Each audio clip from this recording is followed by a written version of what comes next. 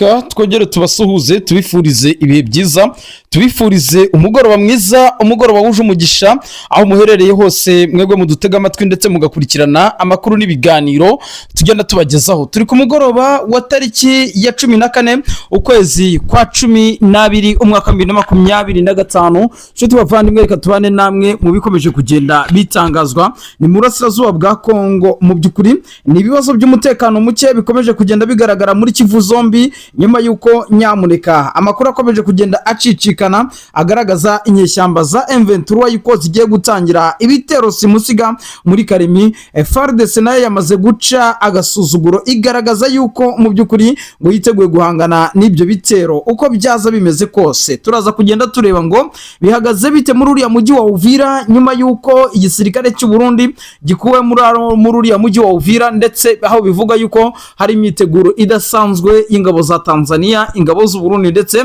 n'ingabo za leta ya Kongo bategura kuba bagaba ibitero simusiga kuri uriya mujyi wa Uvira bakawambura izi nyeshyamba za M23. Ariko nanone bidatinze turakubitira ku kijyanye n'ibihano byabaye. Ibihano nyamuneka leta zunze ubumwe za Amerika benshi bakavuga bati ngo yaba ikorana n'igihugu cy'u Rwanda, ndetse ngo ni nayo mpamvu ngitabashozaho intambara cyangwa se ngibashyirireho ibihano. Ariko nyamuneka uwo bita Masad Buros, uyu nguyu no munyamabanga wa leta zunze ubumwe za Amerika ushinzwe ububanyi n'amahanga, yamaze kugenda atangaza yuko mu gihe igisirikare cy'u Rwanda ndetse n'inyeshyamba za M23 baba batarekeye ibikorwa byo gufata ibice bitandukanye ku butaka bw'igihugu cya Kongo, ibintu bishobora kuza kuba ibintu bikomeye cyane.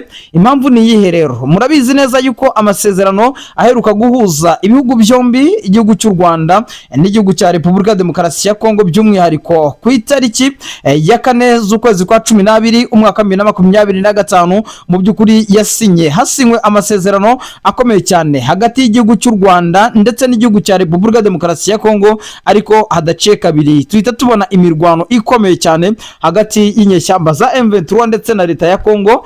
Ibi ngibi byahise binasiga umujyi wa Uvira wigaruriwe n'izi nyeshyamba. Ariko nyamuneka ibihugu byose byahagurutse nyuma yuko basabye inyeshyamba za M23 kurekura ikibuga cy'indege cya Goma kugira ngo mu by'ukuri barebe yuko ibikorwa by'ubutabazi byaba byakorerwa ku baturage abagizweho ingaruka n'iyi ntambara. Mu by'ukuri noneho amakuru agezweho nuko Amerika yamaze gutangaza yuko igiye gufatira u Rwanda ibihano bikomeye cyane, ndetse abayobozi b'u Rwanda benshi bagiye batandukanye bashobora kuza gufatirwa ibihano. Bitabaye ibyo ngibyo kandi Amerika ngishobora kuzana ingabo muri aka karere ka Afurika burasirazuba kugira ngo zize zirebe yuko zahosha ibijyanye n'imirwano, nk'uko mu bihe bitandukanye twagiye tubona ingabo za Amerika zijya muri Afghanistan, zikajya muri Iraq, zikajya no mu bindi bice bigiye bitandukanye by'isi mu kujya guhangana n'ibitero biba bikomeye cyane biba byaragiye byanga guhosha. Ni nako rero leta zunze ubumwe za Amerika ngishobora kuza gutora delegasiyo y'abasirikare bose bakaza hano muri aka karere ka Afurika burasirazuba, bakaza guhangana n'ibikorwa by'umutekano muke biri hariya ku butaka bw'igihugu cya Kongo. Amasezerano rero yasinywe hagambiriye yuko iki gihugu cya leta zunze ubumwe za Amerika cyayagiriramo mu by'ukuri inyungu, ariko ukurikije uburyo ibintu bimeze nuko imirwano ihari leta zunze ubumwe za Amerika n'ibyayo masezerano yasinye mu by'ukuri ashobora kutazagerwaho, kubera yuko izi nyeshyamba za M23 zamaze kugenda zigarurira ibice byose bishoboka, ndetse binabemerera yuko mu by'ukuri iyi leta zunze ubumwe za Amerika itazaza mu by'ukuri ishaka kubagabaho ibitero. Turaza kugenda tureba mu bice bitandukanye uburyo bihagaze, dukubitire mu gihugu cy'u Burundi tubabwire ngo bihagaze bite, ndetse n'ahandi hose ku isi muri rusange tuza kugenda tubabwira iki ya 14 ukwezi kwa 12 umwaka 2025. Nshuti bavandimwe, tubane namwe mu ngingo nyinshi zigiye zitandukanye, tubasuhuze kandi tubifurize icyumweru cyiza, icyumweru cy'umugisha. Abagiye gusenga mwibuke gusengera no gusabira abababaye. Nyamuneka twebwe tubatuje mu makuru. Ni mu burasirazuba bwa Kongo, n'inyeshyamba za M23 zirimo zirahabwa gasopo ikomeye cyane n'igihugu cya leta zunze ubumwe za Amerika Amerika, ibihugu by'Uburayi, nyuma yuko nyamuneka mu minsi yashize igihugu cy'Ubufaransa cyahagurutse kigasara kigasizora kikagaragaza yuko umujyi wa Goma ugomba kugenda ufungura ikibuga cy'indege cya Goma. Nyamuneka leta zunze ubumwe za Amerika nazo bavuga bati gufata umujyi wa Uvira nyamuneka ni ryo kosa rya nyuma igihugu cy'u Rwanda cyaba gikoze, ndetse n'inyeshyamba za M23, ndetse ahangaha leta zunze ubumwe za Amerika yiteguye gukora all possible means cyangwa se ibishoboka byose muri rusange kugira ngo barebe yuko bakirukana inyeshyamba za M23. Ubu M23 ni iri kugenzura umujyi wa Uvira, ariko amakuru dukomeza kugenda dukesha bamwe mu batangazamakuru bacu baravuga yuko FARDC itigeze idohoka kubera yuko ibice bya Karemi biracyarimo ingabo za leta, ingabo z'abarundi, koalisiyo zose zitandukanye, kandi nanone ikibuga cy'indege cya Bujumbura kiracyariho ibikoresho byinshi bya gisirikare, hari drone CH4, hari Sukhoi 25, byose biracyari hariya i Bujumbura, aho bivuga yuko harimo harabaho reorganization cyangwa se kwitegura gukomeye cyane kugira ngo barebe yuko bakirukana izi nyeshyamba za M23 mu by'ukuri ziri hariya muri uriya mujyi wa Uvira. Sibyo kandi turibuze kugenda tureba ibyaje kugenda bitangazwa na General Makanaki. Uyu nguyu ni General kuriya Bazarendo avuga ati nyamuneka ibitero byacu tugiye kubyerekeza i Goma ni Bukavu, ndetse uwo turi busange mu nzira ari buze kugenda abigwamo, ariko nyamuneka ibyo nibigaragaza yuko mu by'ukuri uru ruhande rwa koalisiyo rukomeje kugenda rusa naho rutsindwa ingamba zitandukanye, ariko ntibibujije ingabo za leta Kongo FARDC ndetse bifashishije zimwe mu ntwaro zabo karundura karahabutaka kuba zigikomeje kugenda zigaba ibitero mu bice bitandukanye bya Minembwe. Nk'ubu ku munsi w'ejo amakuru tugenda dukesha bimwe mu bitangazamakuru mu by'ukuri bivuga yuko igisirikare cya leta ya Kongo gikomeje ibitero byacyo muri Kivu y'Amajyepfo, by'umwihariko mu bice bihereremo Twirwaneho, aho indege za Sukhoi 25 zirimo zirahaguruka mu gihugu cy'u Burundi zikajya kubombarda muri biriya bice. Ariko nanone turaza kubabwira tension ikomeye cyane yamaze kugenda yaduka hagati y'igihugu cy'u Burundi ndetse n'igihugu cy'u Rwanda, aho amakuru avuga yuko abasirikare b'Abarundi bagera ku makamyo agera kuri 20 bamaze kugenda begerezwa imipaka n'imbibi z'igihugu cy'u Rwanda, aho bivuga yuko kandi intambara ishobora kuza kubyuka ndetse ikaba yanakomera hagati y'igihugu cy'u Rwanda ndetse n'igihugu cya Repubulika Iharanira Demokarasi ya Kongo ndetse n'igihugu cy'u Burundi muri rusange. Amakuru rero yandi dukomeje kugenda dutohoza neza 100% nuko nyamuneka birimo biravuga yuko igihugu cya Tanzania gishobora kuza kwisanga muri iyi ntambara mu buryo budasanzwe. Ni intambara y'ubucuruzi ishobora kugenda ibaho nyuma yuko umujyi wa Uvira wafashwe, bikaba ngombwa yuko imipaka ifungwa, bikahita bihagarika urujya n'uruza rw'ibicuruzwa byaturukaga mu gihugu cya Tanzania bica mu gihugu cy'u Burundi ndetse abikomeza mu gihugu cya Repubulika Demokarasi ya Kongo. Ibi ngibi bikaba byamaze kugenda biteza impagarara ikomeye cyane. Hashobora kuza kubaho intambara y'ubukungu hagati y'igihugu cy'u Rwanda n'igihugu cya Tanzania, nyuma yuko kandi Jakaya Kikwete w'igihugu cya Tanzania, uyu nguyu ni former president w'igihugu cya Tanzania, mu bihe bitandukanye yakomeje kugenda agaragaza yuko mu by'ukuri ngo inyeshyamba za M23 zitabaho, ahubwo ari igisirikare cy'u Rwanda cyaba kiri ku butaka bw'igihugu cya Kongo. Aha rero amakuru dukomeza kugenda dutohoza cyangwa se dufatisha nuko igihugu cya Tanzania ngo cyamaze kugeza ibikoresho byacyo mu gihugu cy'u Burundi, aho bivuga yuko ingabo za Tanzania zigiye gufatanya n'iz'u Burundi bakareba uburyo bakirukana inyeshyamba za M23 mu mujyi wa Uvira bidateje impagarara cyangwa se bishobora kuba byatuma hadakorerwamo ibyaha. Inyeshyamba za M23 zishobora kuba zigiye guhura n'akaga gakomeye cyane nyuma yuko isi yose iziteraniyeho. Mwabibonye mu nama y'umuryango w'abibumbye, mwabonye uburyo igihugu cya Tanzania cyahagurutse cyangwa se cyazuye umugara kigahagarara kigasizora. Ibyo byose ni ibigaragaza nyamuneka yuko nihatagira igikorwa muraza kugenda mubona uburyo ibintu bitari buze kugenda byoroha mu mpande zombi zikomeje kugenda zihangana muri ibi bice bigiye bitandukanye. Inshuti bavandimwe, ngira ngo nkuko musanzwe mubimenyereye mudukunde tugaruke muri izi ngingo twavuga yuko ari urugamba rukomeye cyane. Muri ho ni urugamba rukomeye cyane kuko ni urugamba rwo guhangana no gutsinda umwanzi kugira ngo ubusugire bw'igihugu barebe yuko bwagerwaho.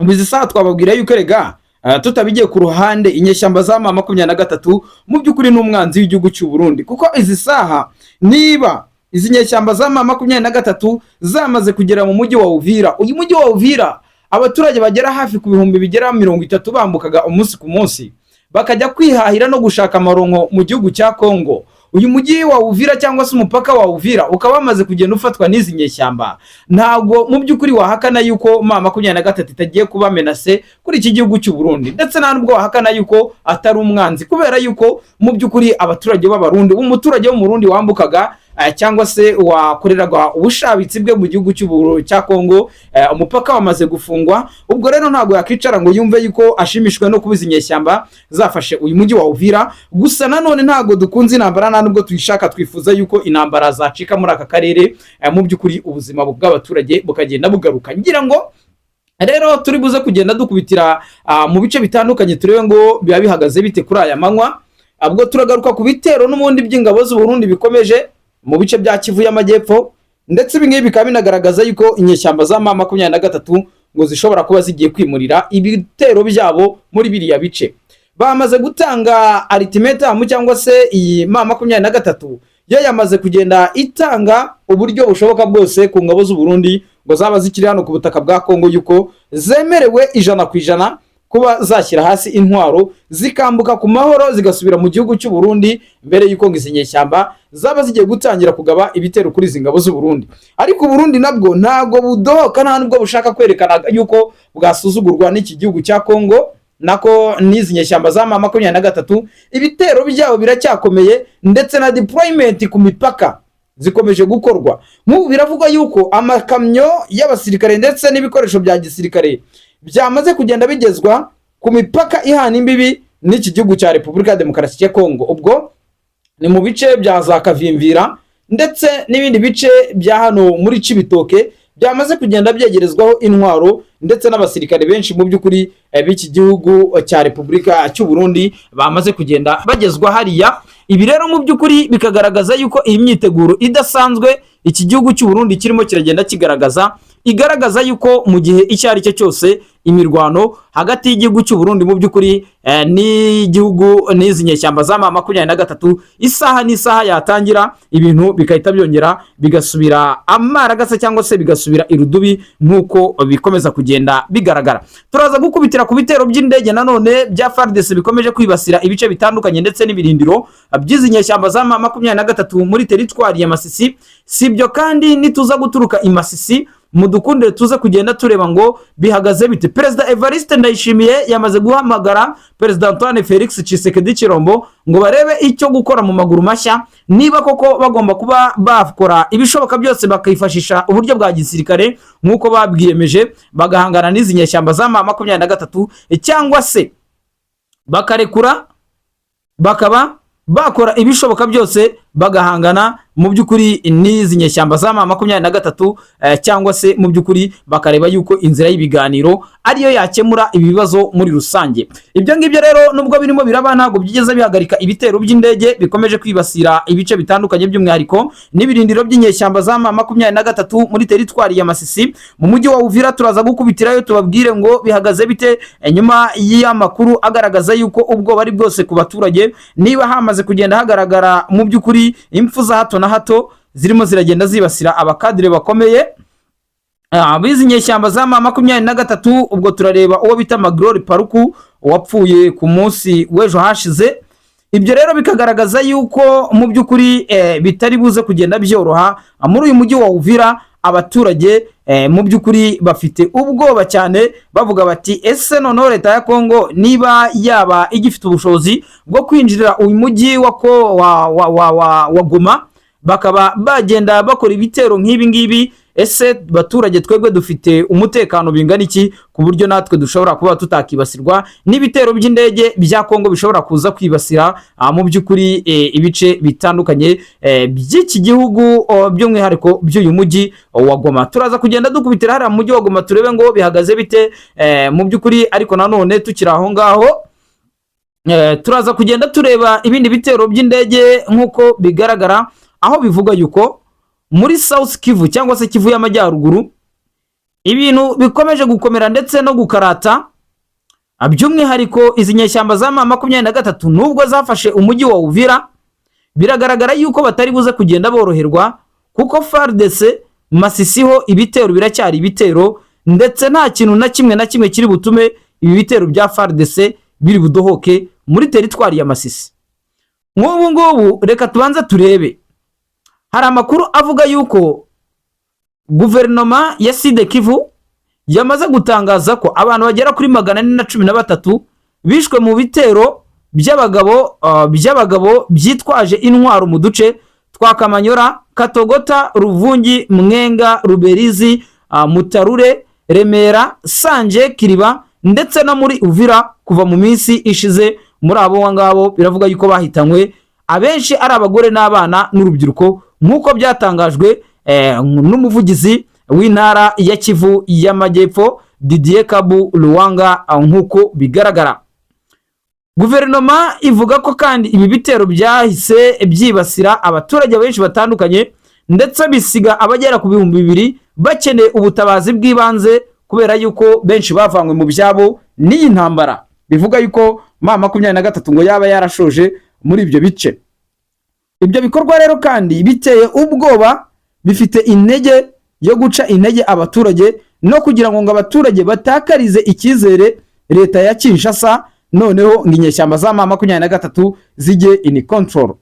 Mu kiganiro n'abanyamakuru rero, umuvugizi w'intara yavuze ko ibi bitero bidakwiye kuba byashyigikirwa, ndetse agaragaza yuko atari byo bya mbere, ahubwo ari urukurikirane rw'ibikorwa bigamije kwica, gutera ubwoba ndetse no gusenya inzego z'abaturage by'umwihariko batoye mu by'ukuri nk'uko bigaragara.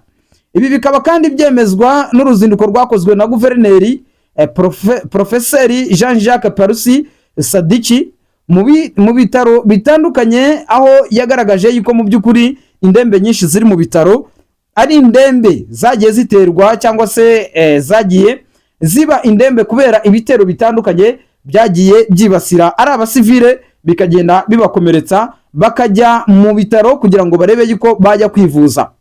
Abayobozi bavuze ko kandi ingabo z'amahanga ngo zaba ziri ku butaka bw'igihugu cya Kongo arizo zaba nyirabayazana y'ibi bikorwa byose bikomeje kugenda byibasira aba basivile, by'umwihariko mu bice bitandukanye bya Kivu y'Amajyepfo.